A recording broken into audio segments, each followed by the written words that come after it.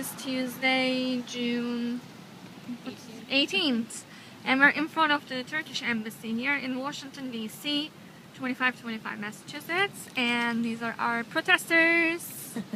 Kim. Hi. Hello. Bilge. And Jenna is here from Turkey. She was there for 2 weeks, and she's going to tell us her experiences with the police and people over there, and just talk, and I'll just kind of watch over. I don't want to be the interviewer. You ask questions, Kim. I don't know. I mean, there was no police when I first got there, because they had pulled out from like the Taksim Square area. I think it was maybe the night. You got there on what day? I got there on Wednesday, June 5th. Okay. So like a day or two before that, the cops had pulled out after like tear gassing and using water cannons and stuff for several days. Okay. So for the first, it was almost a whole week I was there and there was no police around. So like that was really nice. Yeah. So I just spent a lot of time in the park, and at night the crowds would swell to like a few thousand, if not tens of thousands. Like later in the evening, Gezi Park would be completely filled. Taksim Square would fill up. And then early Tuesday morning, the cops came through. They, stormed through all the barricades the protesters had built up. Yeah. And they came in and they tear gas like on the way in. And then they just sat in the Taksim Square, and they said all they wanted to do was clear out Taksim Square. There were banners hanging on. There was like a cultural center there. It's like the old opera house. AKM. And there was like tons of banners up there. There were tents set up for like different organizations, and literature. And they said those banners were like, some of them were illegal, and there were terrorist photos. But what we saw was Atatürk's photo and Deniz Gezmiş's photo, those were the only two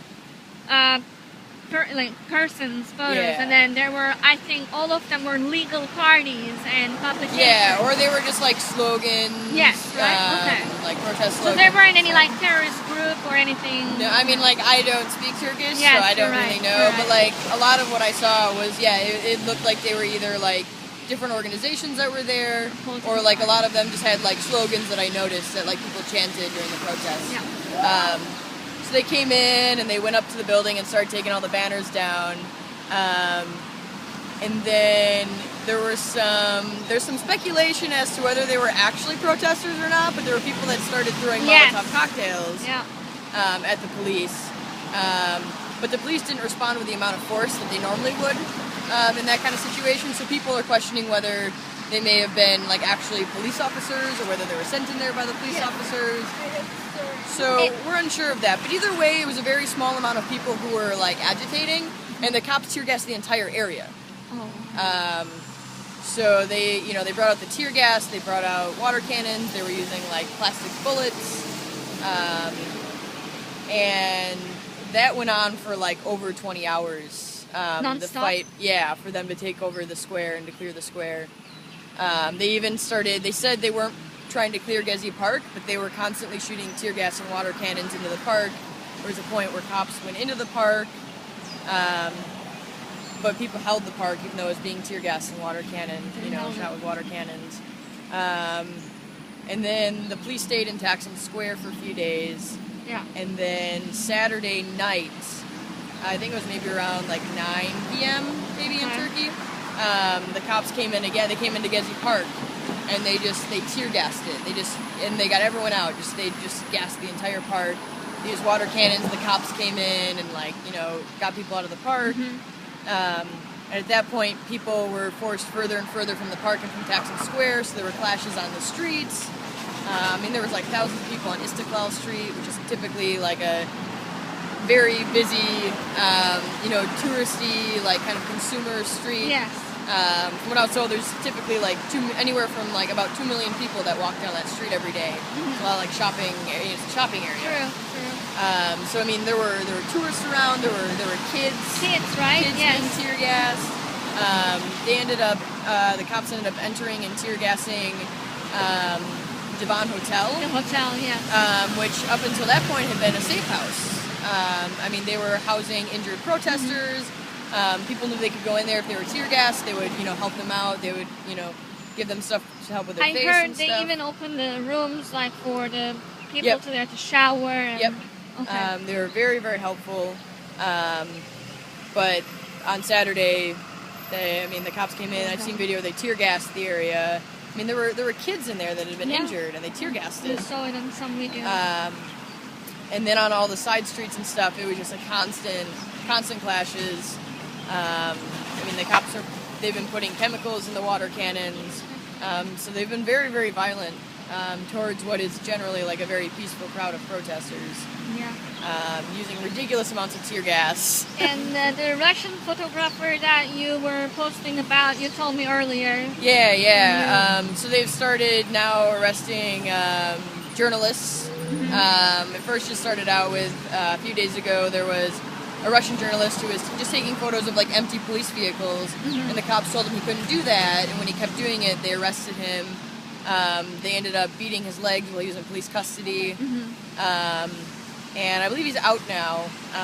The Russian consulate there came, but he's having problems walking now because of his legs, his injuries.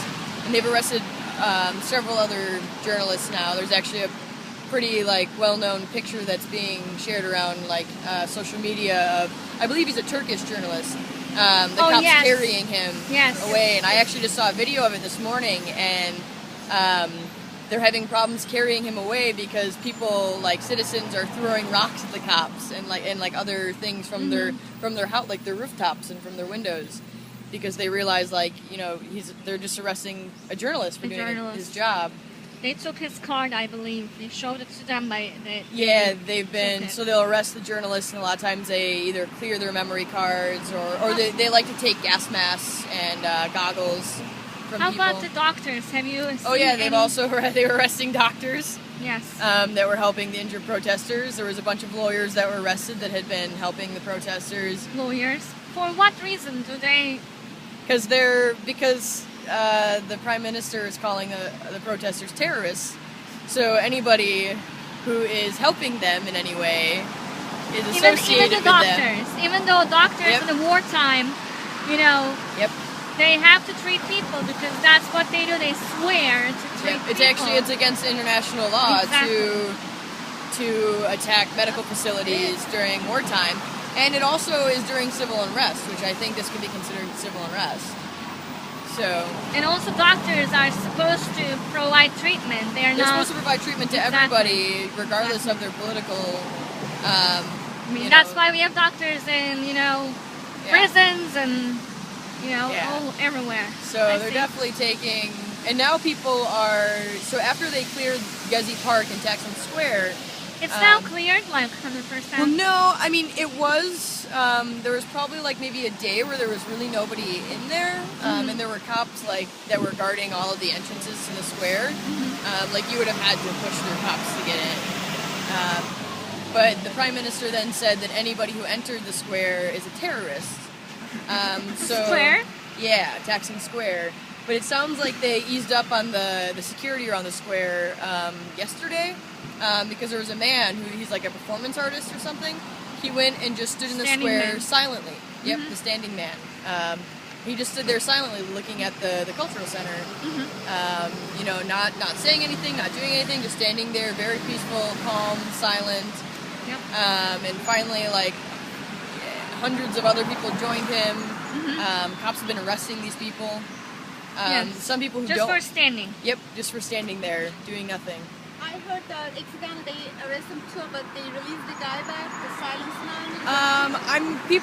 I guess as of this morning, people are unsure of what I think happened. he wasn't arrested. I think he was able to escape, and he kind of said that he finished his protest. Yeah. Because he was there for afraid, 8 hours. He was afraid the people around him were going to be arrested, harmed.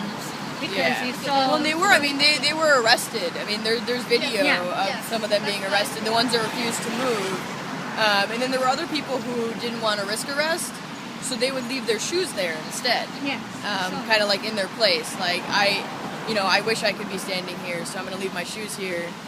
I also saw a photo today on Twitter of a mannequin like a big person. That's smart people. It's like dressed in like a white button-up shirt, just like standing there. Nice. So they were definitely being very creative. And there was a guy with a piano, which was very awesome. I got to see that. For like 12 hours. Oh my gosh, it was insane. And they took his piano. They confiscated his The piano. cops took it. Yeah. They're Hitler, so Yeah. you know everything is like Surprisingly, they didn't arrest him, but they did take his piano and like I guess like the car they used to transport it. It's not. I mean, I can't remember. He said maybe like his passport. They took like a bunch of stuff from him. And he was Israeli? He's from. Shoot, I can't remember. I don't think he's Israeli. I don't remember, but he's from a different country. Yeah. And But yeah. I think he does this, I guess, in other places. Yeah, he does. Like I've seen. I looked at his Facebook page that he has, and there's photos of him in like front of other like historical buildings and stuff like that. Where he plays piano, but typically it's not for a crowd. It's more, like it's by himself. But it drew. I mean, thousands of people were out there listening to him, and it calmed. Like the 2 days he was there were very, very tense days because it was after the police came in and cleared Taksim Square, and we were waiting for them to come in to clear Gezi Park at any time. And he kind of, I think, gave the hope back to people and kind of milded the situation. Yeah, no, That's it was. how we received it from them. Yeah, it was definitely. I mean, like I said, after Tuesday when the cops attacked Taksim, it was very. People were very tense. They were on edge. They were expecting an attack at any point. And he would come in with his piano, and it would just instantly change the mood. It was great. I mean, even there was one day I had already been up for like over 24 hours. Yes. And I was getting ready to go back and sleep, but my walk back to the apartment took me right past him. Playing the piano, and it sucked me in. I ended up staying up for like almost 10 more hours after that. Oh, wow. Just because I couldn't, Leave. Yeah, and it inspired me so much, like it woke me back up. So yeah, that was definitely. You just came back last night. What is your feelings? What do you think may end up happening, and how people, the morale is? How is it over there when you left? How do you feel? Do you think people gave up, or do they still have hope, or are they definitely still haven't fighting? given up. Okay.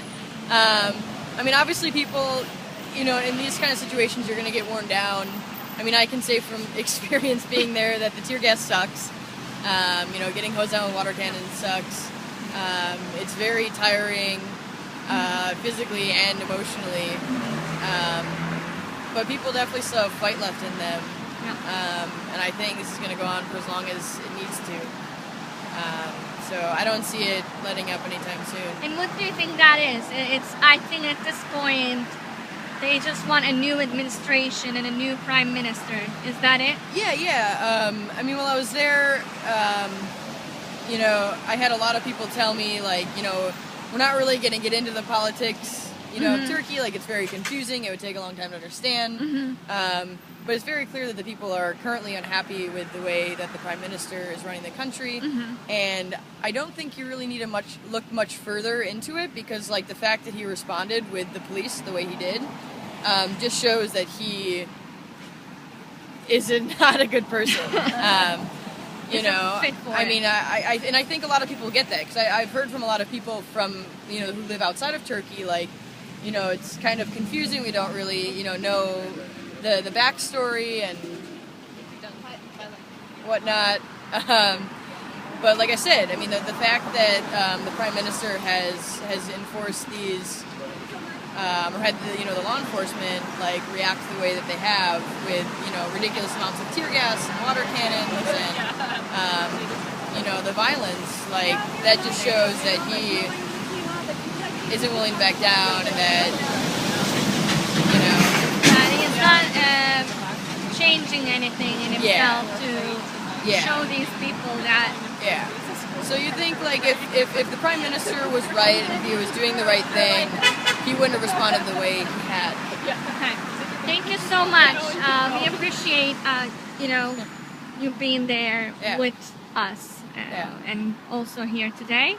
Thank you. Thank you so much. What about the